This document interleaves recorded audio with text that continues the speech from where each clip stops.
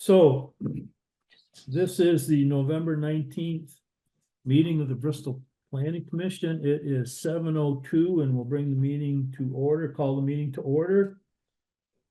First item on the agenda is the addition, removal, adjustment of any items, and then implicit approval thereof. Does anybody have anything they would like to propose to change on the agenda? I do not. Hearing none, we'll move on. Next item is public comment. Do we have any public comment? Okay. Next item is old business. It's an update on Middlebury College work with the political science group. Jessica Teets has been in contact with some of her winter term students. She's got about 10 students that are interested in working on a project pretty much formulated as we talked about at the October meeting. So she's pretty optimistic about that. And I think you've been in touch with her as well. Yeah, we have a tentative meeting date of January 7th to meet with the students. It might be a little different, but beginning of January, right before their term starts, I'll be meeting with Jessica and the students to kind of go over the scope of what we're looking for, introduce myself to the students, be a resource for them as well. But that's for beginning of January. Great. On to new. Does anybody have any comments or questions about where we're at with that? I do. Oh, John, I'm sorry. Just responding to AZ. So what is the scope of what we're looking for?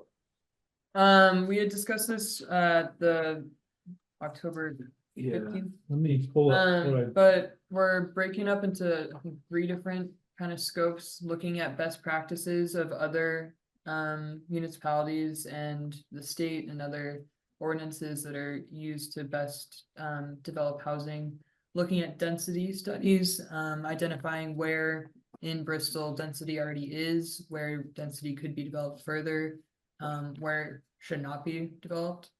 And then there's a third scope.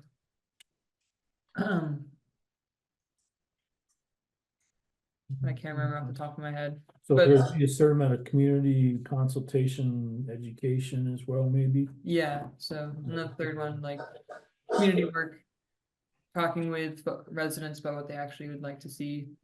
But those are the 3 scopes that were kind of decided upon. Great. Thanks for the refresher. Yeah.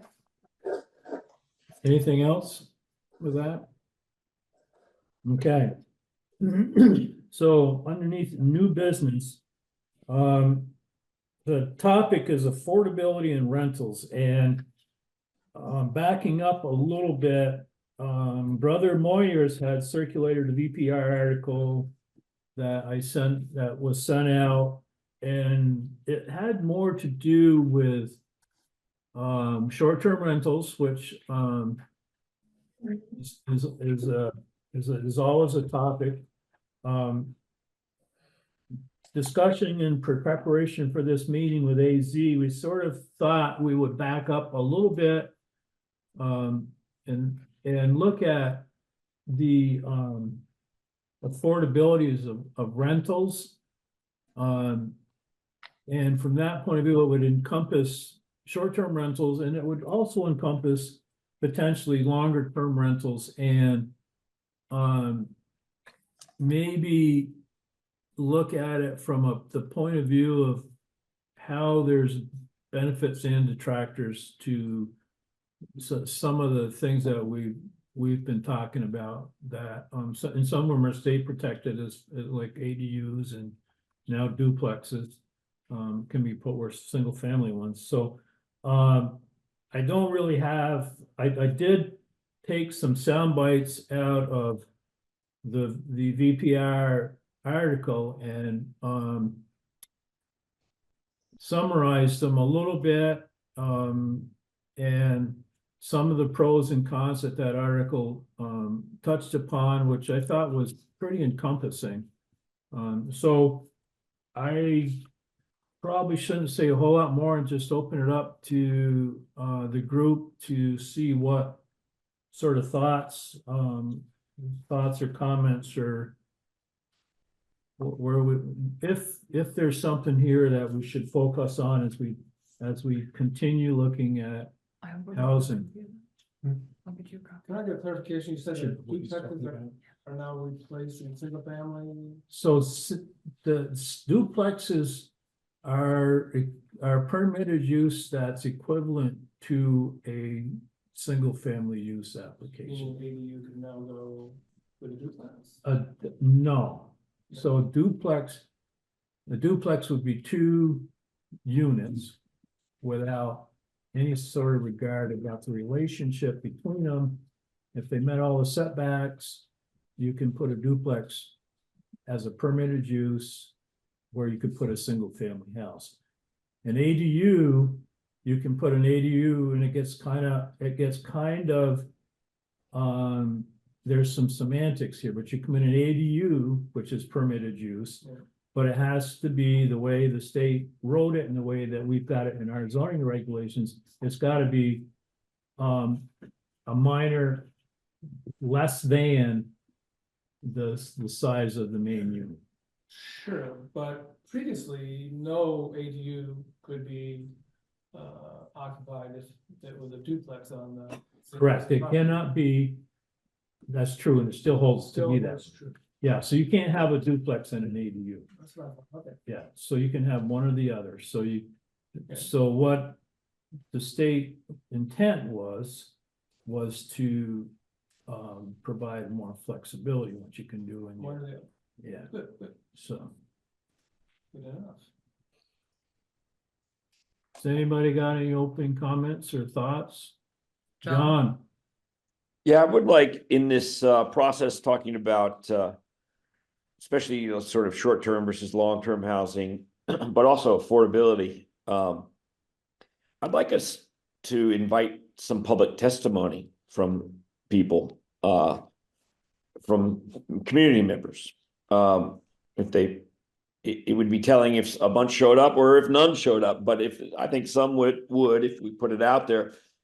And I'd like to hear what people think about the issues and what their experience is and, you know, whatever they know and what they think about it and where they might direct us to go. And it would serve the secondary purpose of generating some public interest in planning and zoning issues generally, which is always a struggle that we contemplate. So a little public testimony, maybe we get some Airbnb operators here in town to come and talk, and I don't know, maybe the general public would be interested too. So I'd love to create that kind of opportunity at some point at the right time in the process.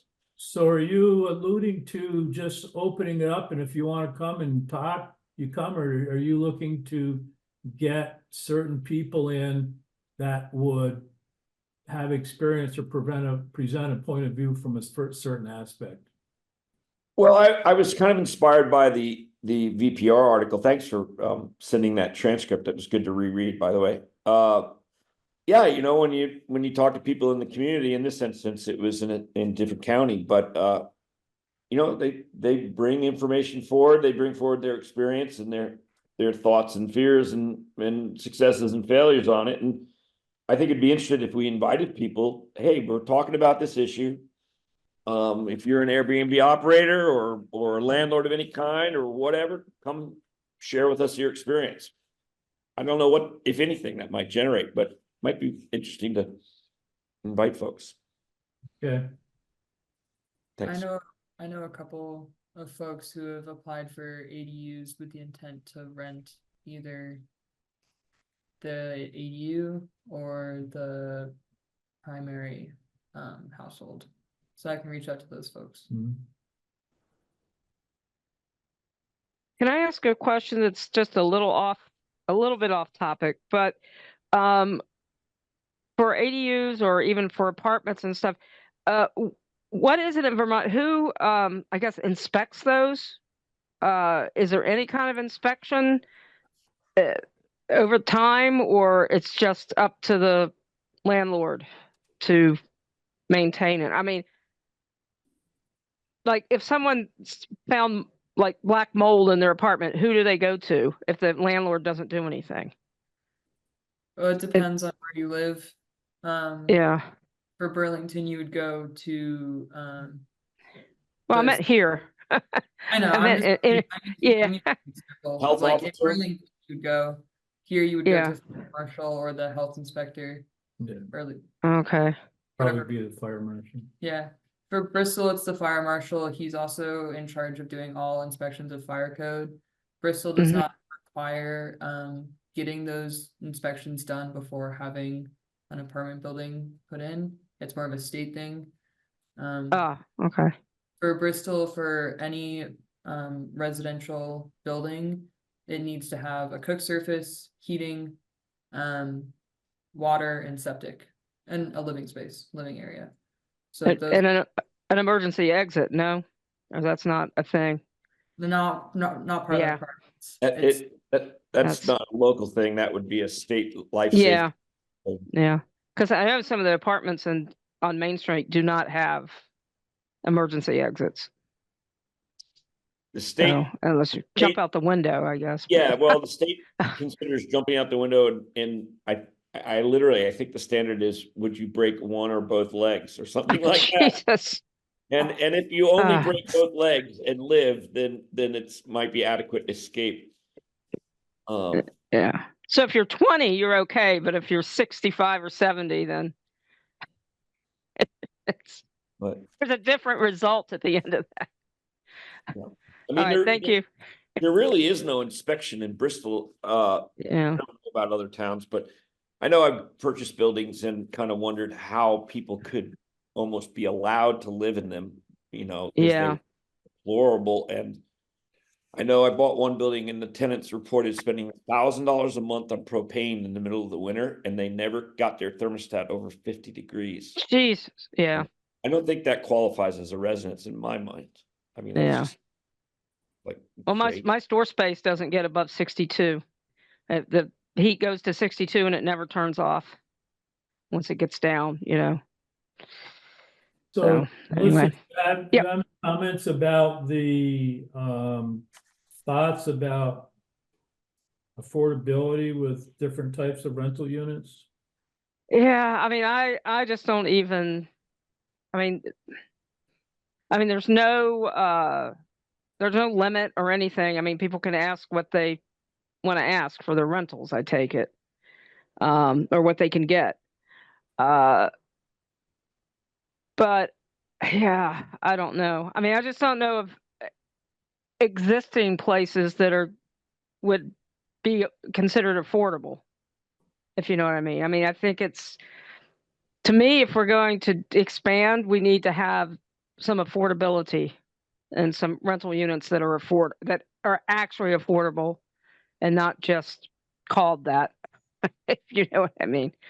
You know, if people are working in Bristol, I mean, if they're working in Burlington or in Williston, I mean, it's possible that they're making more than if they were working in Bristol.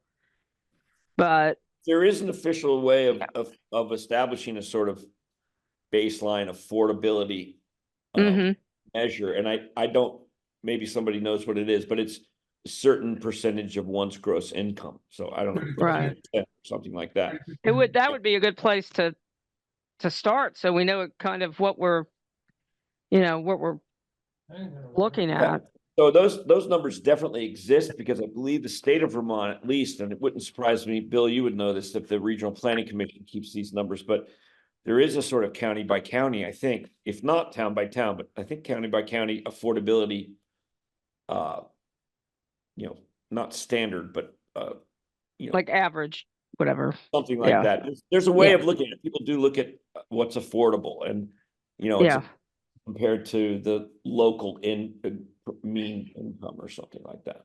I can Yeah. tell you what the standards are, Yeah, since it's something I do with a different hat on.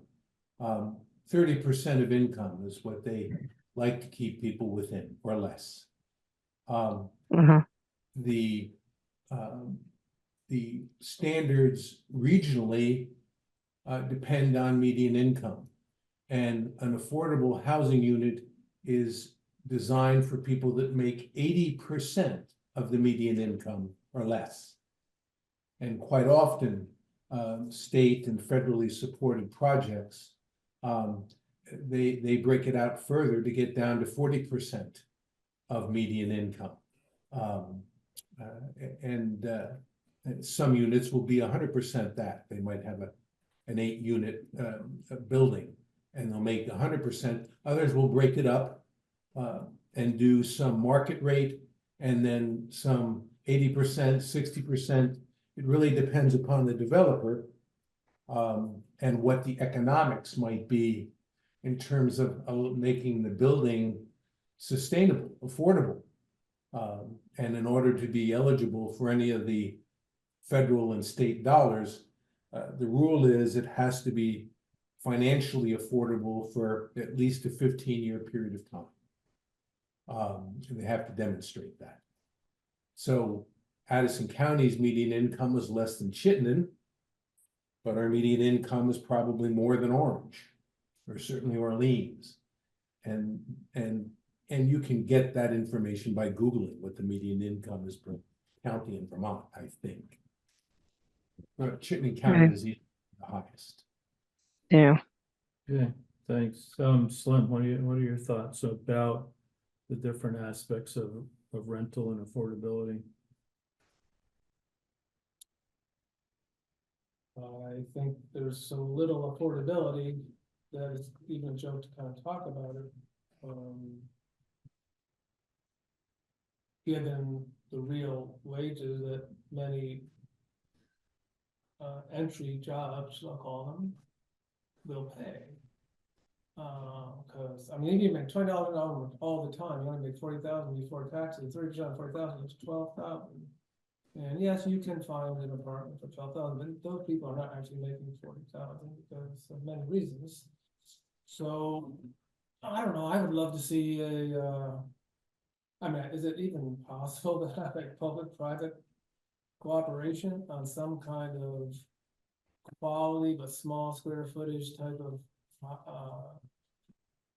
really affordable, if not like luxurious, but nice enough to feel like you're not slumming it. But only way I can imagine that working is having the public sector be somewhat involved. It's a nonprofit, clearly, type of situation. Otherwise, yeah. Okay, Shannon. So my thought on the affordability issue is that our biggest opportunity are the ADUs. It's the older folks that own their homes that could be broken up into 2 units, that it would be extra income for them. But they wouldn't have to charge so much that a low income Vermonter couldn't afford it. That's sort of how I feel about it. You know, I guess it's hard if you own a rental property to think that, you know, are you going to charge low enough rent that you don't make any money? That's not a reasonable thought, in my opinion. So I guess we go back to that zoning and pushing maybe those ADUs and those duplexes where somebody doesn't have to charge those extra high fees. I don't know about, you know, the unfortunate problem that we have in the state of Vermont, which is that we don't have enough housing in general. And that drives the prices up across the board. Okay, thanks, Bill.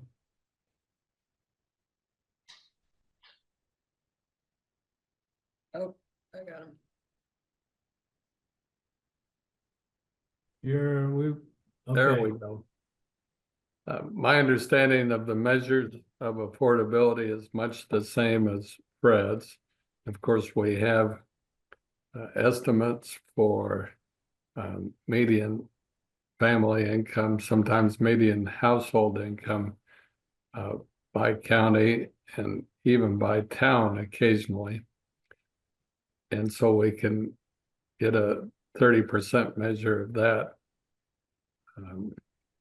from those numbers.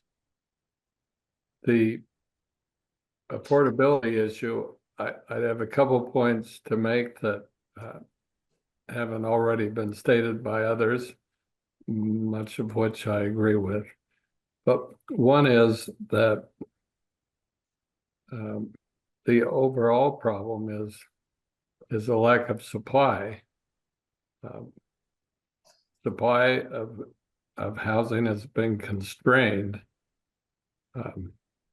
largely by overregulation, in my view, and particularly in the availability of land on which to build housing, and then the regulatory burden associated with Act 250 and other rules and regulations that add to the cost of construction. So if we want to bring down the growth rate and the price of housing, or possibly even bring the price down itself, we have to figure out ways to increase the supply. And what's interesting is that if we increase the supply in the mid-range, which can be a market where a builder can cover his costs and then earn a return, that creates an escalator effect where people who were maybe at a less expensive, less square footage home or an older home can trade up to that newly created middle income home.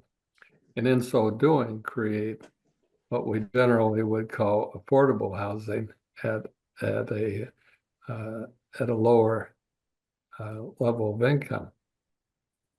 Those homes become available as people trade up into a higher quality or price of home. The last point I'd make is something that I've been reading about from time to time lately, and that is the increasing popularity of the tiny homes. I think those are a version of accessory unit, could be at least, but in any case, very compact, very modest square footage, but certainly more affordable. And I don't think we should rule out giving them more consideration than we have in the past. Thanks. So, my thoughts is this whole conversation is focused on the person or the family that would be the inhabitants of whatever the space is, whether it's a house, duplex, ADU, short-term rental. The thing I got out of that article that I found was interesting was the article touched base on the fact that, at least within the context of that article, people were developing short-term rental, but it applies as well with ADUs, and I know personally from a duplex point of view, it applies, is it makes it affordable for the person that owns that property to be able to continue to use that property.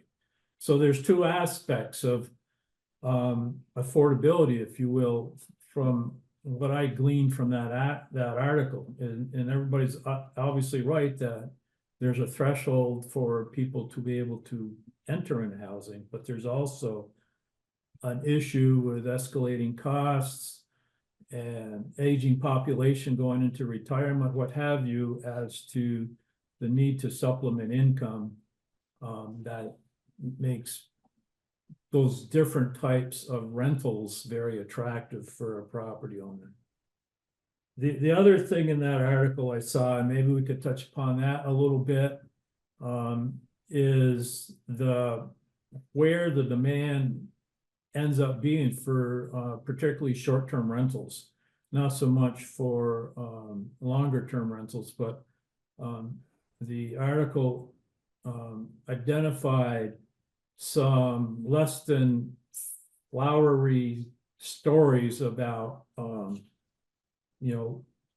short-term rentals that were large bed operations in one house unit or whatever you want to call it. But it seemed to draw out that the demand for short-term rental is lockstep with tourism, specifically skiing or destination locations. And how do you think that plays into Bristol and the risk of imbalance from short-term rentals versus longer-term rentals? John? Yeah, I mean, I would sort of take off my planning commission hat here and speak as somebody who does run rentals long-term and short-term, and what I call like long short-term rentals. So not really Airbnb style, though sometimes they come through Airbnb, but one of my big markets for my smaller places is people in life transitions, local people in life transitions. Sometimes change of circumstances at home, separations or what have you, young people moving out on their own for a short time before they get set up somewhere with a job. Somebody's older parents coming to stay for 4 months in the summer, be close to their family. Not exactly Airbnb, definitely not party house type stuff or weekenders, but a very real need in the community for that kind of housing. And it happens to match what I have, because I have some spaces that frankly are not really appropriate for full-time living. They need to be maintained closely. They need, they're like living full-time would be a little hard on them, or it might be hard on the circumstances where those places are located. Better not to have a full-time person, but if it's a part of the year here and there, it can work, depending on circumstances. So there is that flexibility that's not quite Airbnb, but also definitely not full-time. Has been, in my experience as a landlord in Bristol, in downtown Bristol, where all my units are, it fills a real need in the community. Like, and there is the economic side. So for example, there are academics who come for 2 to 3 months in the summer to work at, say, at Middlebury or Breadloaf or that sort of thing. And, they're repeats, they're professional people. They come for 3 months at a time. They may come 2-3 years running. Like real interesting contribution to the community to have them here. And again, those flex spaces, there aren't quite what we all think of when we think of Airbnb. We think, oh, the weekenders, not that at all, but still a need. Anyway, I'll stop there, but that's another facet, another niche. Thanks. Anybody else want to weigh in on that? I can as well on that, Go ahead. Kevin. Because really, we have both long-term rentals and we have a couple of short-term rentals. And the short-term rentals, we have not advertised on Airbnb, but we have the visiting nurses. And those are 13 to 26 weeks. And I've got 2 units that I can keep full all the time just with those visiting nurses. I mean, it might be 1 or 2 weeks where it's kind of slows down, but they come here, they're working here. They need a place to stay. So I'm not having any problem keeping those full any more than I'm having keeping the other 2 units full, just like John. There's not a lot of lag time on any of these things. There's always a need, and always somebody waiting in line. Yeah. I mean, and just to add to that, just on the medical thing, last year, I think it was, for a total of almost 6 months,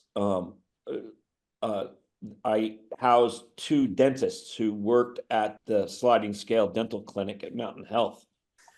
And, they were retired dentists, but they come and they've, work and their spouses were able to come and they set up and participate in the community and everything. So not a hotel, not an Airbnb, not a weekender, but a short-term space, flex space that let me meet their needs. And it was great all the way around for them and for me.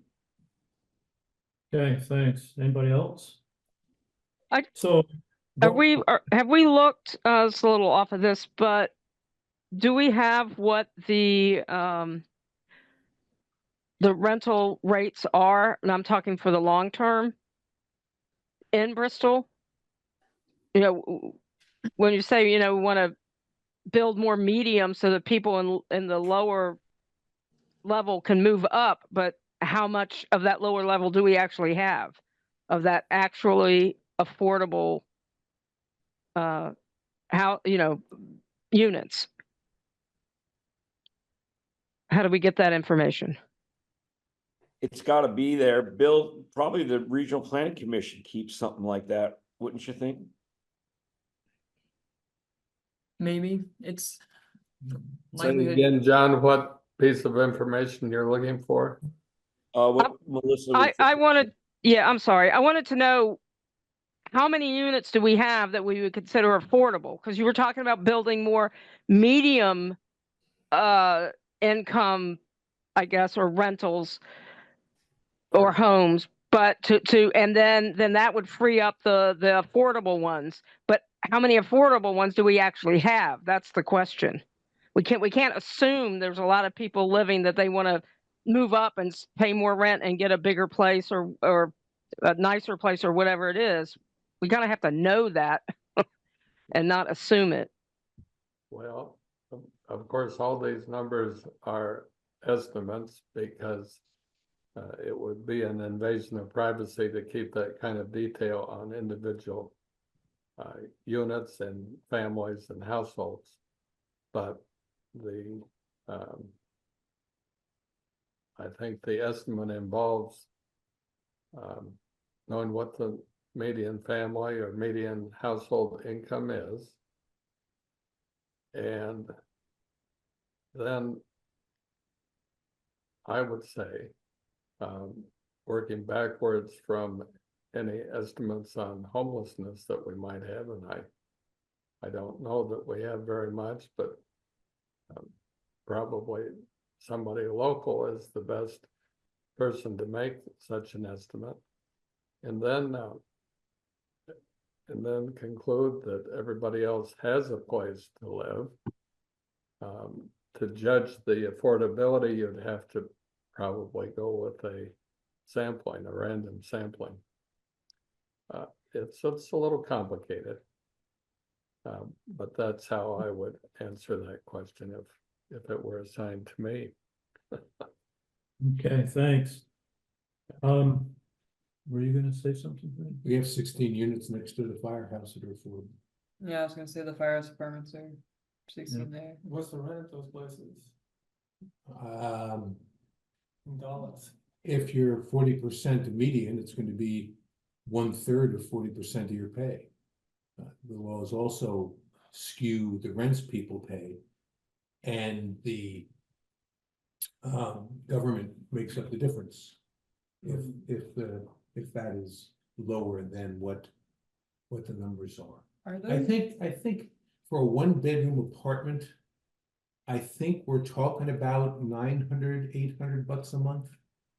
Something like that. That'd be nice. It's not too hard to get that info, but it is gonna vary. Chittenden County, again, is certainly a lot different than it is, up in Orleans County. And things are developed in that way.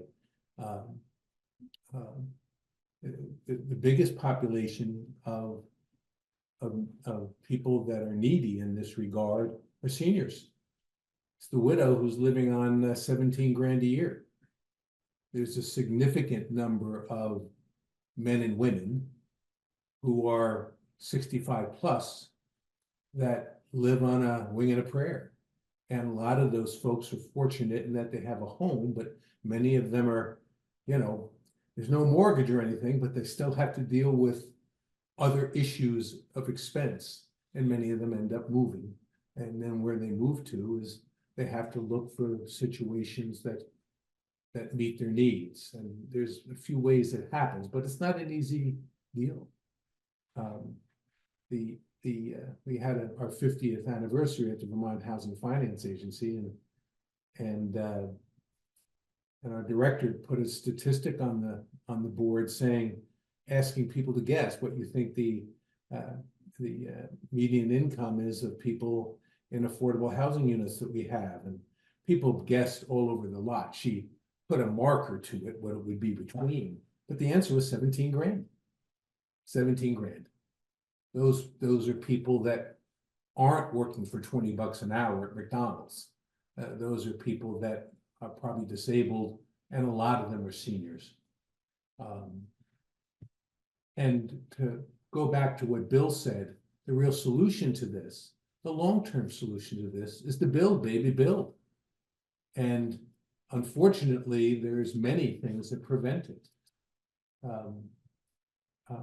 And, you know, for us in Bristol, that's one of the reasons I've always pushed for making 1 acre less to build.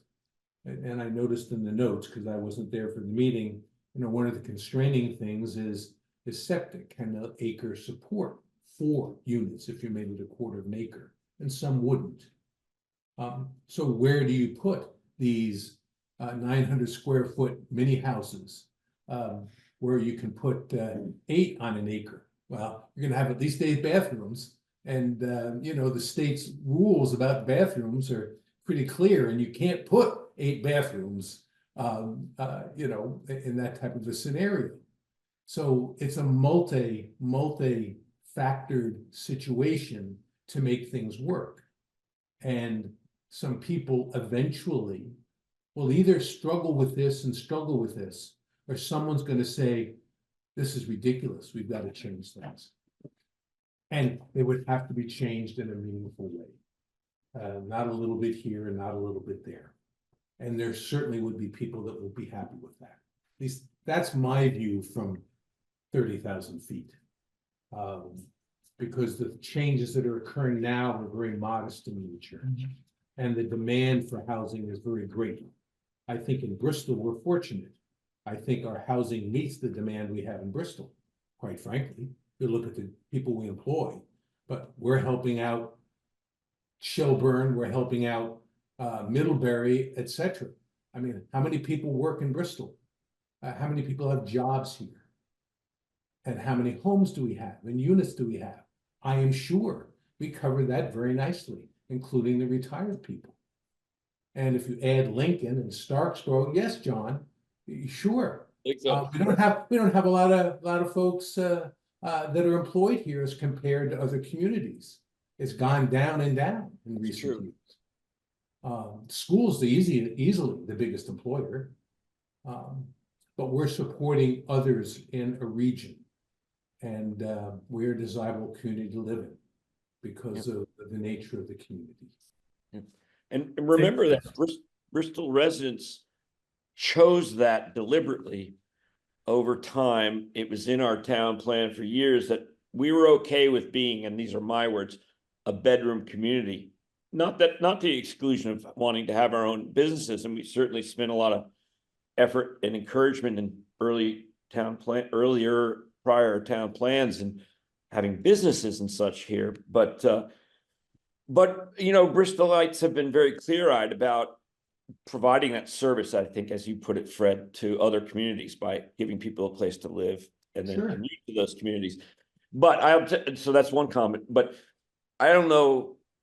I can tell you only from my personal experience that the demand for housing in Bristol is vastly unmet, gauging by the number of inquiries I have on a weekly basis for people who not just want to live here, but like need to be closer to their job or want to work here, take a job here, but need housing first, or have a job here, but can't move here from out of state because they can't find housing, you know, for even really elite jobs that are paying 6 figures and stuff like that. So, and working, what do they call it now? Like wage earner, workforce housing, you know, and it's very short. Just that's one person's measure, mine alone, the calls I get every week.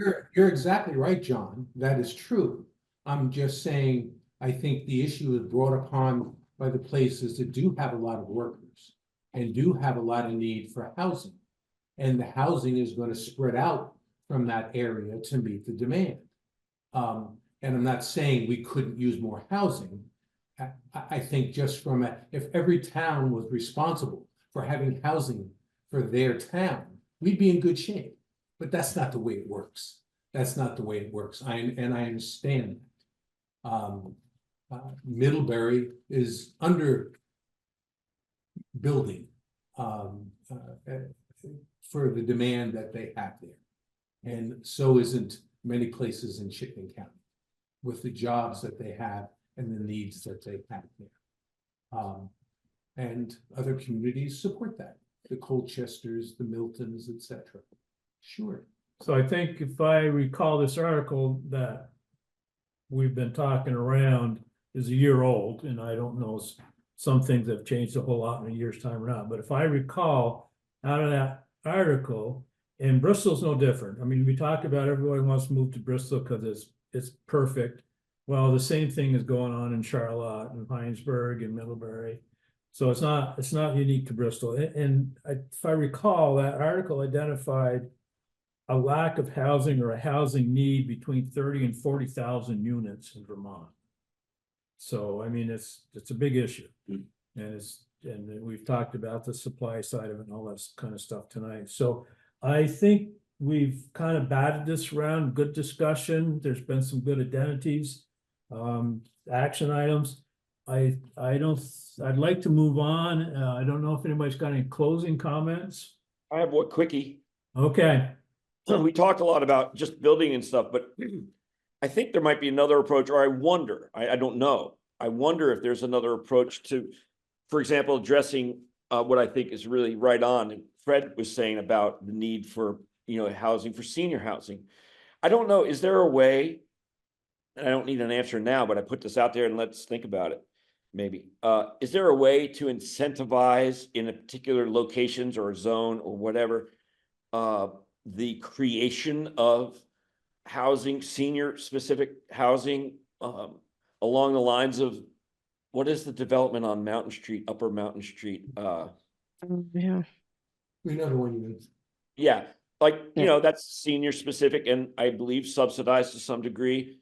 Like, I don't know, is there something that we could do in our zoning that would invite that desirable thing in a place or smooth the path for encouraging people maybe to make that investment? I don't know, but maybe that's worth thinking about. Okay, great. So I'm sure it's not a dead issue as we continue this discussion about housing.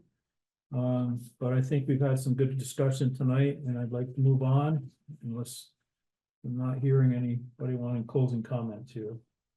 The next item is ZA administrator processes. So AZ is finding certain things that kind of make you go, huh, with the processes, and this will be a time for her to identify some of that and not, again, kind of have some dialogue about what might happen, but this isn't an action, and it's something that is I think it's an awareness thing as we start talking through other aspects of this, things for the next zoning revision. So it's AZ. Yeah, so been doing this for about almost 8 months now. And at first I was just learning from Chris, but as I've transitioned into being full-time and being the actual zoning administrator, not just learning from Chris, I've begun to notice some patterns, some frustrations from residents when they come to my office. Some things that I've noticed just through processing permits. And a big one is I've heard from multiple people, and I think it's been a trend in the past, that people don't feel like they get enough notice. They don't feel like the permit poster is enough. I've had 3 different people in the past 2 weeks who have told me separate stories of feeling gypped by the kind of appeal window and the permit posting.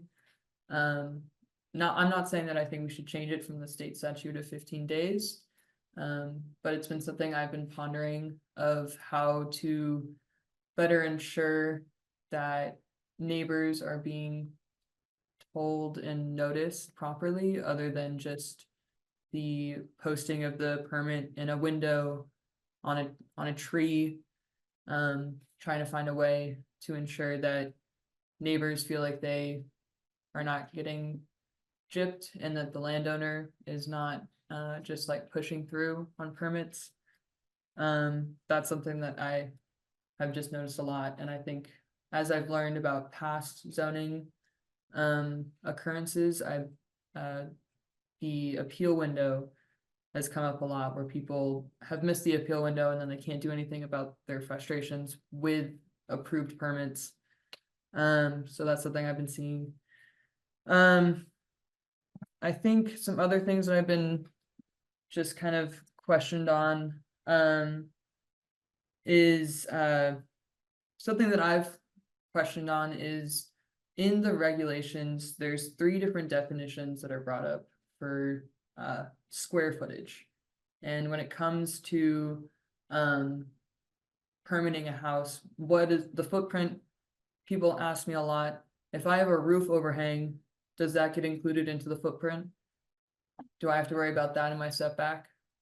And so that kind of poses me a question of if someone's house is a certain square footage, but then they're gonna have a roof overhang that adds an extra 3 feet all around the building, should that be accounted for into zoning? Should that be part of it? Just questions I've come up, because if someone builds a building 10 feet required by the setback, but their roof overhang is 3 feet, how does that impact things? Along with that, looking at the floor area and kind of the difference between the actual total square footage of a building versus what is actually habitable. So if you have a mechanical room that's just vents that takes up a 5 square foot like area in your home, that's the total square footage of the building, but is that habitable? Is someone going to be in that space using it every day? I don't think so. If it's like yeah, Just saying, that's, I mean, I can only see this as part of. Yeah. The square footage. So I Yeah. don't think there's much question for that, but some of these, keep going. Yeah. Yes, that Yes. counts. Yes, that counts. Yeah, so that was the definition I just wanted to double check on. And then, so those were some things. And then, this was a recent one that came up. Someone came in and was telling me about their frustration that, there was a building that burned down 60 years ago, but then someone wanted to rebuild in the exact footprint of that structure that had been gone for 60 years. And it got approved even though it was non-conforming. And it was, but it had been there 60 years ago. And I was wondering if adding in something into the Bristol zoning about a discontinuance, about if, because permits expire after 2 years. So I think it should be the same thing with if buildings have burnt down, if there's a discontinued use with a building, if there's changes like that, where you can't just say, oh, this was non-conforming 10 years ago, so I'm gonna continue the non-conforming. Finding a way to make sure that that's solidified along with the permits and yeah, the 2-year window for the permit, and then there's another. Yeah, that having a discontinuance, because I do think that's important. If it's gone, it should stay gone unless it's historic, but we're not trying to increase non-conformances. And I think that is something I looked through the regulations and I didn't see anything direct about discontinuances, but I was spending today reading the Middlebury and Virgin zoning regulations to see what they're doing in comparison to us. This is more tied into tiny homes or ADUs and mobile homes and tiny homes. Kevin and I were having a conversation and we're talking about what makes a structure a structure. I've been working with someone who has a tiny home that's on a trailer, so it has wheels, and they want to make that an ADU on their property. Making that an ADU would be taking it off the wheels, making it landed. But this kind of brings up this question of mobile homes, tiny homes, manufactured homes. Are these all kind of under one umbrella? Are we treating them as separately? Like as more people start to want to have tiny homes, maybe want to do manufactured homes, how do we bring that into the regulations moving forward? And then also changing that of like if someone wants to have an unlanded tiny home on their property. You're on wheels. Unlanded, you mean? Unlanded, like a mobile home that like the KTP, those mobile homes are unlanded, they're not tied to the ground. I mean, yes, they are, but legally the land is owned by us and how they, yeah, so not just that it's on wheels, but questions of that.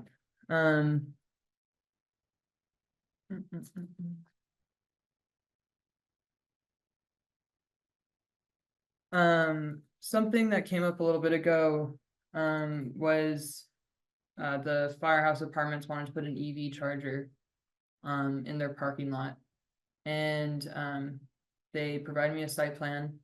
And because that was a conditional use under the regulations, they would have to go back to the DRB to get approval to put in that EV charger. Which when they found out they had to do that, they withdrew their application. They didn't want to go through that process. And that brought up to me the question of administrative amendments. And I actually, in the Virgin's zoning regulations, they do have a section on minor amendments to zoning permits that can be done by the ZA. And I have that pulled up for y'all on Zoom.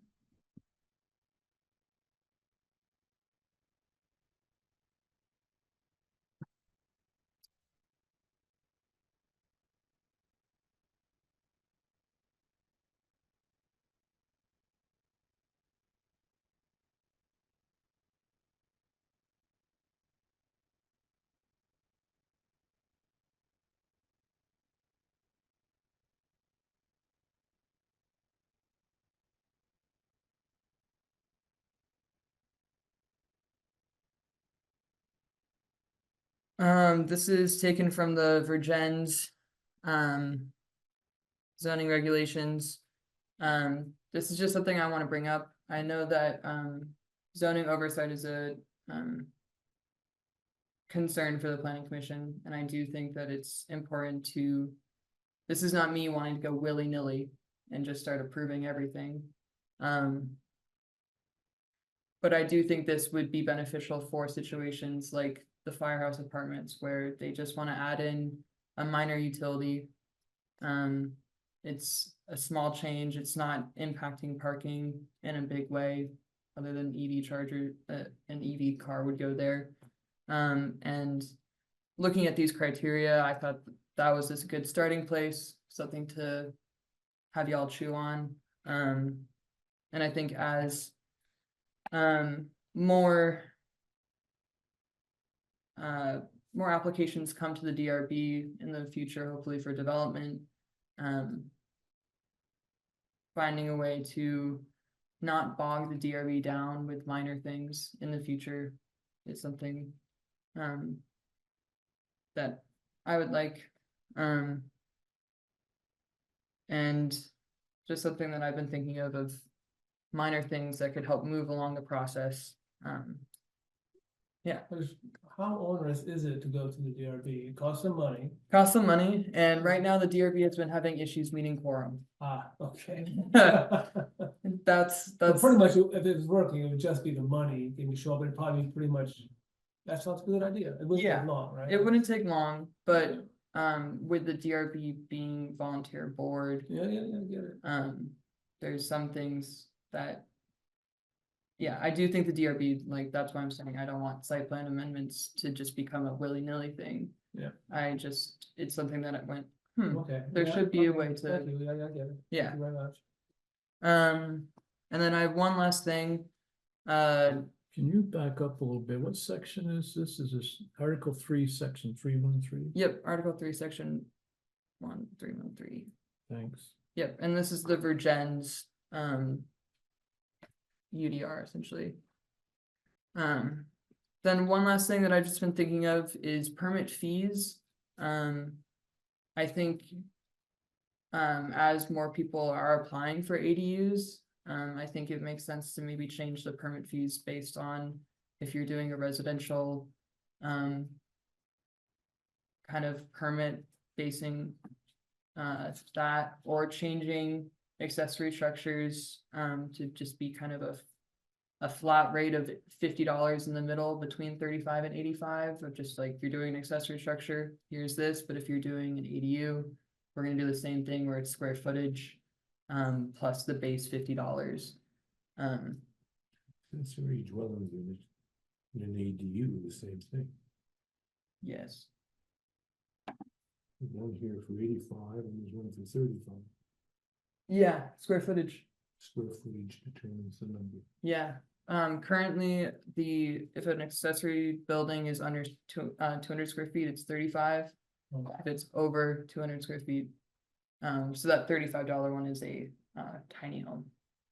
And It's the home, not the size of the unit. yeah. Yeah. Well, it's the square footage of the permit. It was 200 or less, Yeah, it's 35 and then 200 more is 85. tiny home. Yeah. Yeah. But those are the things that I've just been thinking on, noticing, hearing from people who come into my office. Any questions for AZ? Well, I think they're good observations, some more than others. And I think we should address them. To me, to anybody else? John? Yeah, I just want to say I really appreciate hearing that, all of that. Because I think that helps us understand how the regs are working and more how the system is working, including the planning that goes into making the regs, etc. So really valuable. Try to find a way to, put those down in some systematic fashion, almost like, I always appreciate the chairman's parking lot, on the notes. So a parking lot of sorts where you keep that list. Yeah. It's just very valuable to get that feedback. It really is, because it matters how it works. At the very beginning of the regulations, it's sort of a preamble. It says that they're supposed to be clear, understandable, and fair. Something to that effect. And, getting feedback like that shows where there may not be clear, understandable, or fair, or any one of those things that for some people, and that's helpful to know. Yeah. Anybody else? So I agree, this is, paying attention to our definitions. By and large, the manufactured home thing, at least from my point of view, is in the state statute, there is some anti-discriminatory things about mobile homes and blah, blah, blah, and that may be why. And that doesn't mean that we shouldn't capture it better than we have, but that may be why it's so nondescript, fees, I think that's a select board responsibility. That's the select board. Okay. I'm not totally sure on that, but yeah, straight information. I would suggest go along with what John says, and we can talk about it offline. When waste a lot of time here is start looking at this stuff and pigeonholing it right within the sections of the zoning outline, if you will, and you just have this little side thing going on. And as we talk about these things, if we do have people come in and we start leaning against different things we want to do with ADUs or short-term housing or blah, blah, blah, we can start pigeonholing that stuff in the appropriate sections so that when we get to the time that we're looking at modifying regulations, bam, that's all right there by section or whatever, or what have you. Actually, I just remembered one thing. I got a permit today for a accessory building in the commercial district. And when I went to do my double checks of setbacks and all the other requirements, I noticed that in the regs, in like that, not in the matrix, but like in the actual like page based on them, accessory buildings and structures in the commercial district have the site plan review asterisk. but in the zoning matrix, they're permitted by right. Hmm. So I wanted to double check with y'all of which one I should go with. Because my impression was that an accessory building was a by right in pretty much every district except for the recreation, but the regs say it's a site plan review. And before I do anything, I thought I would check with y'all.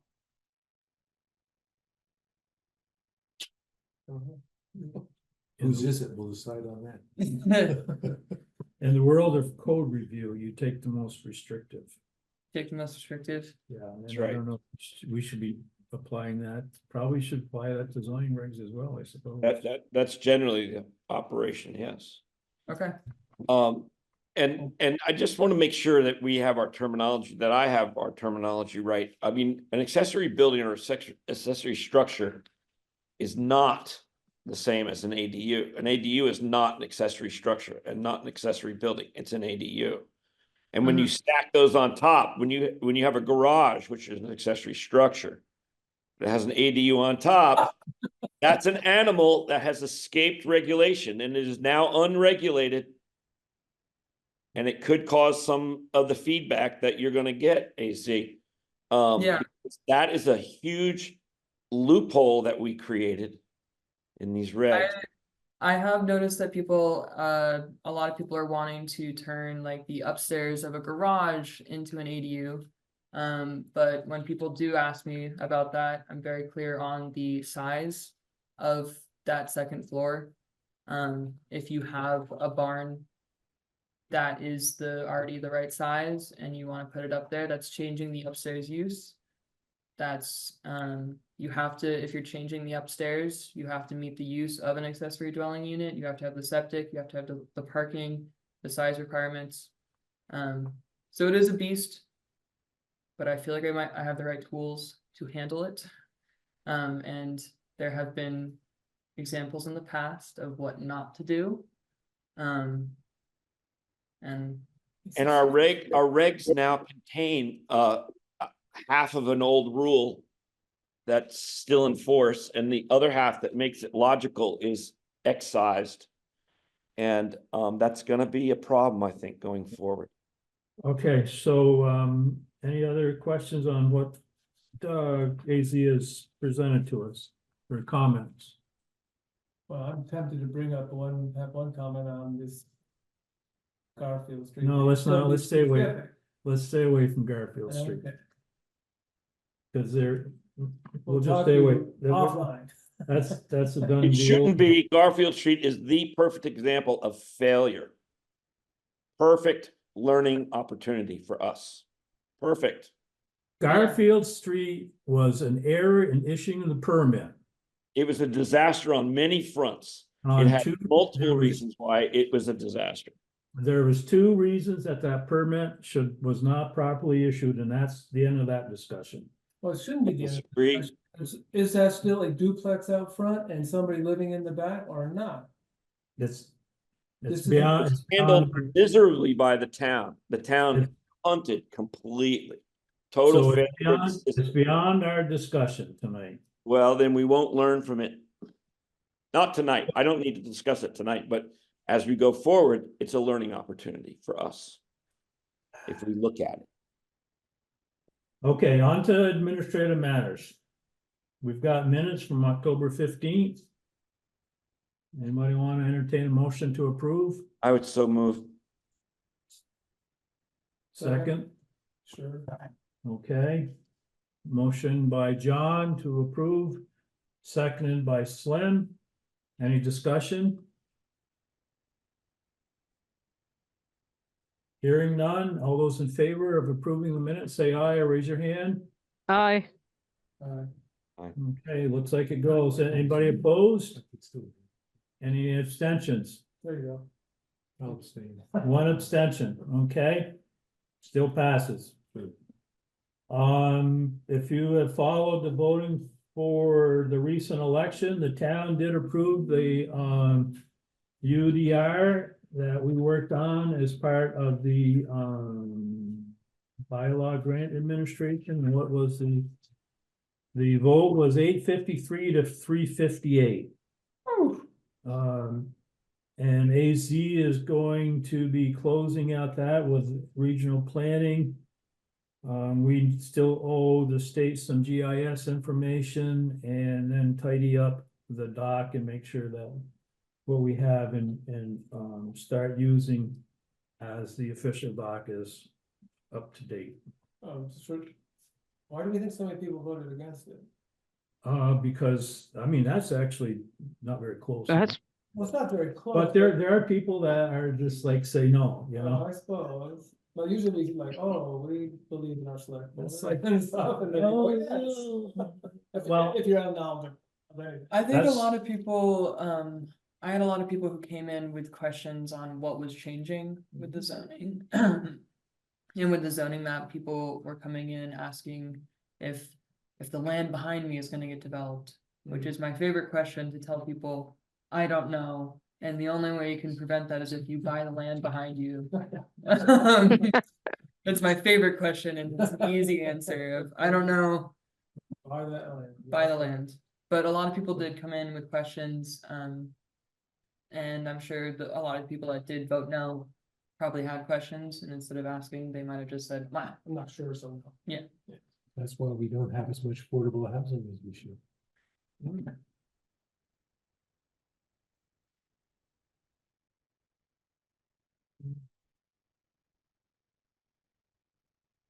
So that's like 32% of people that said no, so that's not very much. That's pretty much a landslide in most of it, that's right. And you're gonna have the vote no's for whatever reason in any sort of election. I like it the way it is. So the next thing is hazard and mitigation plan update steering committee, I think. Are you all done, Shannon? Well, yes, because we actually were supposed to have a meeting in October, which we canceled. The meeting in September involved myself and Mallory and Stephanie Mingan at the state level. And they sort of finalized the plans. I guess Valerie had a few things that she was gonna add to it, and they were gonna put it out there for public comment. And then the last two meetings have been canceled, so I don't have anything to add to that. Okay, great, thank you. Forgot about the zoning reports, but Oh, if anyone's interested, I can go over the zoning report. Of which we have copies right here. Well, yeah, but they don't have copies. No, they don't. Sure. Oh, yay, I'm glad you asked, John.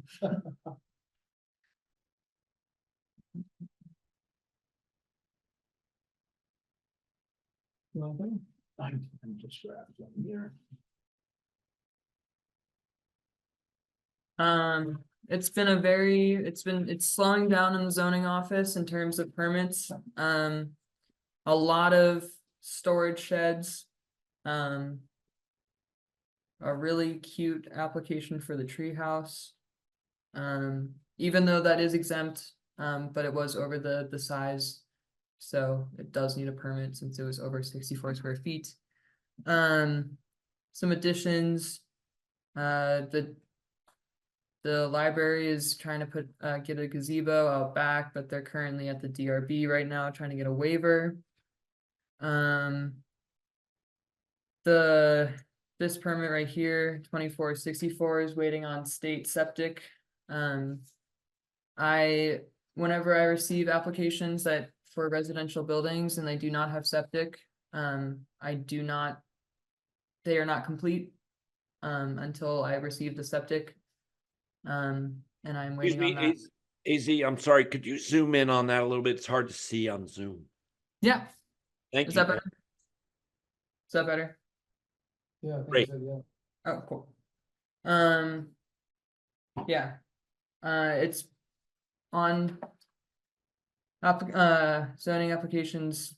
If they need state permits, that is required to be a complete application. And I'm working on a worksheet that will help people understand what they need for each application and what they're applying for. Been dealing with a couple back end zoning related circumstances that have been taking up a lot of my time. There's a notice of violation, that's going through the motions right now. Some E911 addressing concerns that have also been taking up my time, but so far it's been mostly sheds, 2 ADU applications, Stan's building a house on Devon Lane, and then garage, and the one non-building permit, Jody Bartlett, he is doing a home occupation. He had originally applied for a conditional use to do used car sales. And I denied him that, as used car sales was not a use in that district. So he applied for a home occupation to do Facebook Marketplace sales based out of his house. I talked through him with the criteria for a home occupation. And he confirmed with me that the business will be operated out of his home. It'll be online. No materials will be seen from the public right of way or stored outside. And he is getting this home occupation so he can get state permits to go to used car auctions. And that was a permit that made sure it was very clear with him the requirements of a home occupation. There won't be cars parked outside. There won't be cars parked outside, and that's the biggest thing that I made very clear with him. That was, even though I cannot assign conditions to a permit, that is a criteria for the permit, and if there are cars outside, I told him I will be coming after him for that.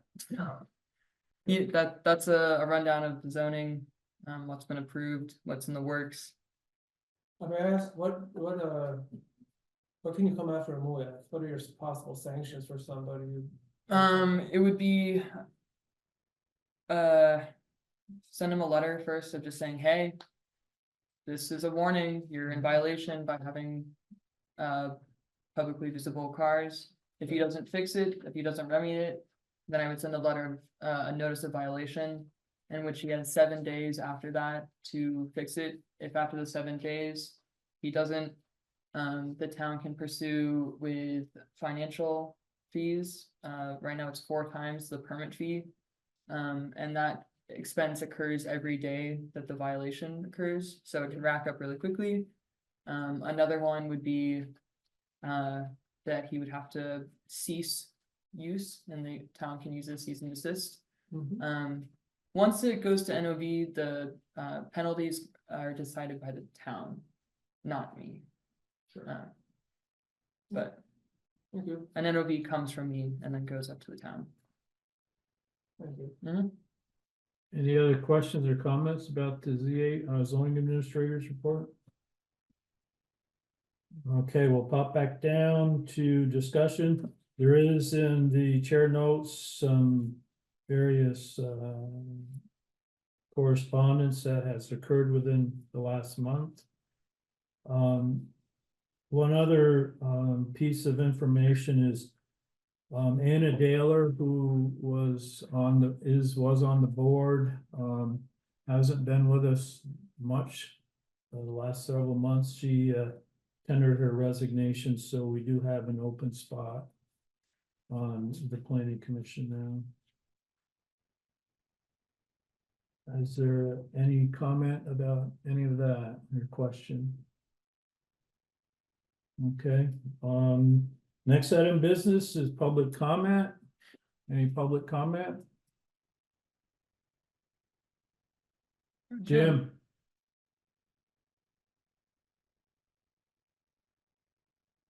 Okay. I just want to commend you guys on all the work you've done this past year. You've done a great job. AZ seems to be doing really good. And I really like all the comments you came up with tonight, AZ. Very important issues, and you guys are just on top of everything. I myself appreciate what you've done. That's all I have to say. Thank you. Thank you.